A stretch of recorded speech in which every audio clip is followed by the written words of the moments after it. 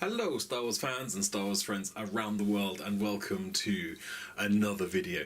Right guys, well I've been going through my Star Wars collection room for well, it seems like forever. If you listen to my wife, it's forever. But if you listen to me, it's like just a few weeks, but it's taking forever. Yeah, okay, it is taking forever, but I'm having a great time sorting through everything.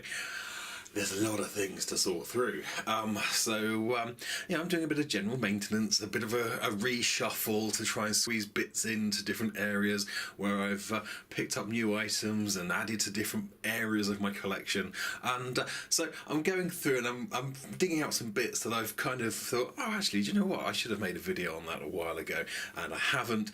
So here's one of those examples. Now, these are some not particularly great bootleg Star Wars figures. Now I picked these up. It was the summer of 2015.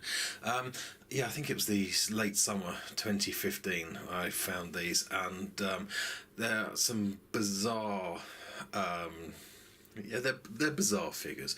The largest you see there, the Clone Trooper, he's just over 6 inches tall, and yeah, I mean, these are great. I would never, but would I buy them for a child to play with? No, absolutely not.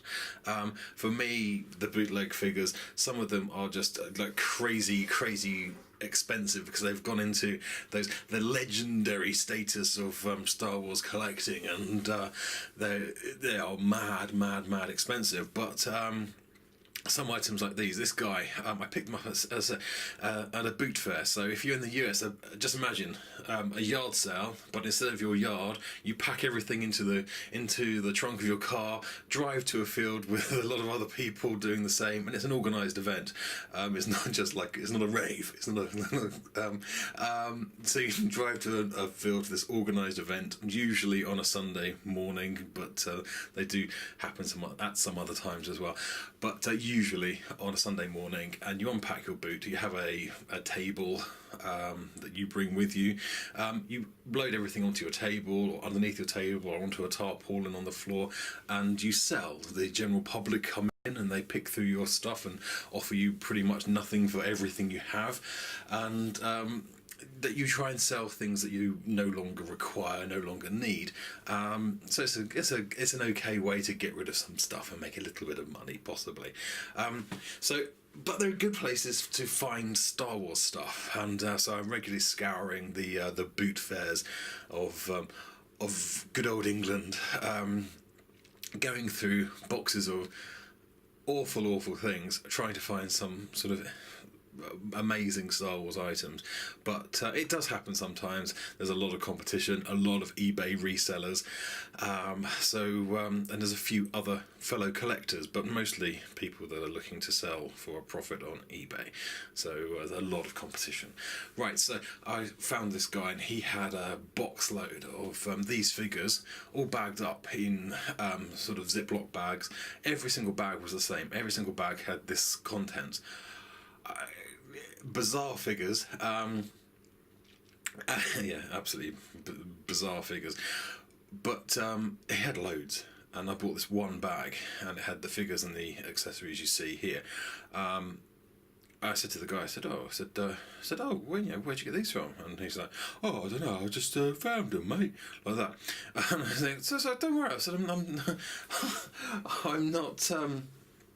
not, looking to sort of find your source, and I'm not from Trading Standards. I'm just curious, because I like to know the history or something. Oh mate, no, I just found them. Oh, okay, we'll just leave it there, shall we? And so I think I paid £2.50, I think it was, for the whole bag. And for me, that's great, because they're just going to sit on my sort of in my collection, in my bootleg sort of section of my Star Wars collection. So that's kind of £2.50. I think that's a reasonable price. So I'm going to take you through them. So the large Clone Trooper, he's just over 6 inches. Chewie and Kylo Ren, to give you their heights, they're just over 4 inches, about 4.25 inches. So you're looking around about 15 centimeters for yeah, about 15 centimeters for the large clone trooper, and 4 inch, about 10 centimeters. Yeah, about 10 centimeters for the Kylo Ren and Chewie. Right, let's go close up. Now, if you look at Chewie, his bandolier is, if we can focus, thank you. Right, so his bandolier is loose, but you can't actually get it off. It's not particularly well decorated, but it's, yeah, you wouldn't really expect it to be. His face looks awful. It looks like, you know when people see Bigfoot and then they draw some sort of artist's impression of Bigfoot, it kind of looks a little bit like that. And for some reason he's got a big flat forehead. But his bowcaster, so no great detail. But his legs are fixed, there's no movement in his legs. His arms do just move up and down. But again, it's a poor quality bootlegged figure, so as I said before, would I buy for a child to play with? Absolutely no way whatsoever. These are untested, they're not safe.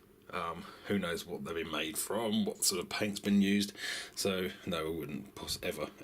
But the clone trooper, he's got no pivot on his head. His head doesn't want to turn. It does, but it doesn't want to turn from side to side. There's no pivot, so he's always looking down, like he's lost something. Like lost the will to live, perhaps. He's always looking down, thinking, "Oh, I changed for the vending machine, and I've dropped it. Where's it gone? I have no idea. I'll never see that pound coin ever again." Yeah, his arms,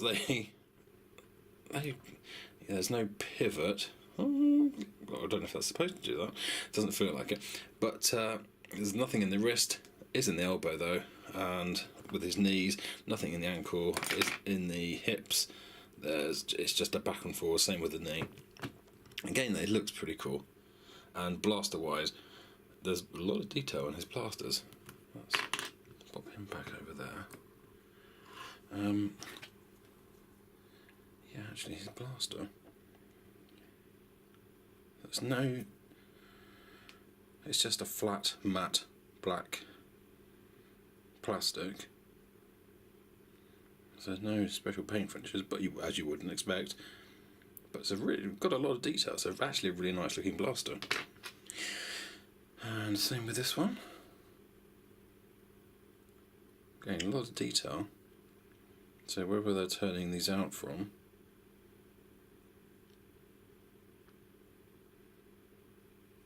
it looks pretty good. Right, the guy next to him here, nothing at all in the way of part. It just a swivel at the shoulder there. Nothing with the legs. Swivel with the right arm. Blaster not as sharp and clear as the other guys, but no pivot. Just a left right with the head. Now this head is designed to pop off, he says, and then you can replace it with the other 3 heads that are there. So you've got this really goofy, really weird looking First Order Trooper helmet. Got that. Yeah. And for some reason, I'm guessing possibly going for a prototype Fett sort of helmet, some sort of Mandalorian look there. That doesn't look too bad, actually.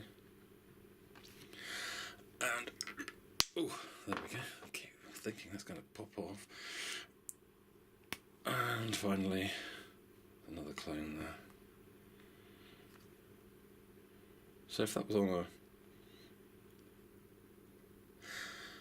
We will focus, there we go.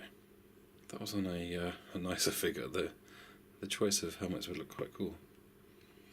And then there is Kylo Ren. For some reason Kylo Ren's got this huge cummerbund there, golden in colour, and the whole of his helmet is silver.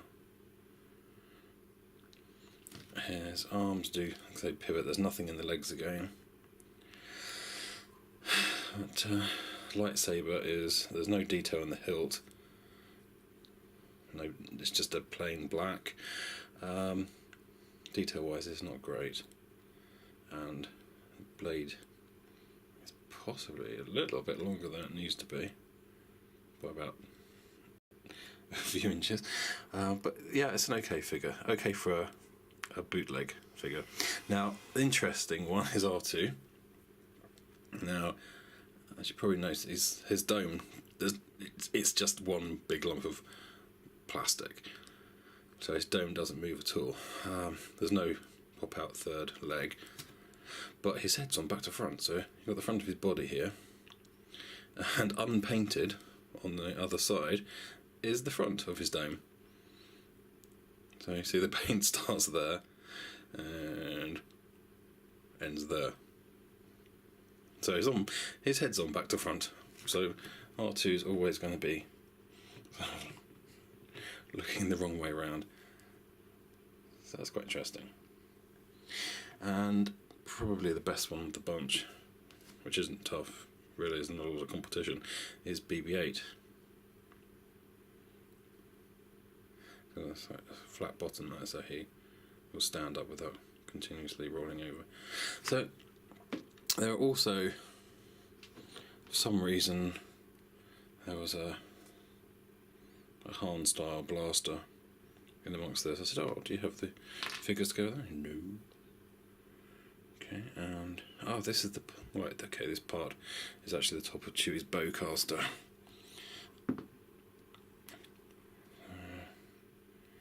That should sit on there like that. Okay, but it does occasionally fall off. So there you go. So £2.50 paid for these, which isn't a bad lot. I know they're bootleg, so I know they shouldn't exist really, but yeah. So they'll go in with my bootleg collection. Though I've got some other bootleg items and videos on my channel, so dig back if you're interested in that sort of thing. Down below you'll find the links to my Twitter feed. There's lots of stuff I'm not putting onto YouTube, so it's going onto Twitter and my Instagram feed. So if you pop down below you'll find the links to those in the description down there below. And so there you go, guys, that's it. Let me know if you collect bootleg. If you've got any cool bootleg videos you care to share with me, please drop me a link. And until next time, thank you very much for watching. Do not forget to subscribe, click like and share the video with your friends. Until the next time, may the force be with you, and bye for now.